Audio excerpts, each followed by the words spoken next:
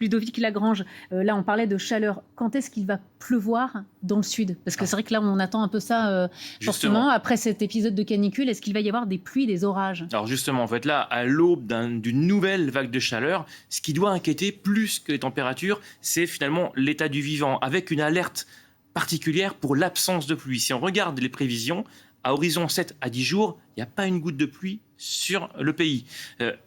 Les conséquences, on les connaît. La sécheresse va continuer de s'aggraver, avec comme conséquence typiquement le risque d'incendie qui va être accru. On a également quand même les rendements agricoles qui sont en baisse, voire même nuls. On a également une végétation qui subit un stress hydrique important, avec des espèces qui probablement ne vont même pas s'en remettre. Et puis il y a un dernier mécanisme qui vient s'ajouter à tout ça, c'est l'effet de rétroaction positive, c'est-à-dire que quand un sol est humide, il ne faut pas oublier une chose, c'est qu'il agit un peu comme une climatisation naturelle. En fait, l'humidité du sol, elle sert à l'énergie qui vient du soleil va être en partie utilisée pour évaporer cette humidité dans le sol. Le reste de l'énergie du soleil va permettre de réchauffer finalement l'environnement et le sol. Mais si les sols sont secs, toute l'énergie qui vient du soleil, elle sert uniquement à chauffer les sols et à chauffer l'environnement. C'est-à-dire qu'en fait, là, on rentre dans une espèce de boucle, de cercle vicieux. C'est-à-dire qu'il fait plus chaud, les sols sont plus secs, les sols sont plus secs, il fait plus chaud, etc., etc., etc.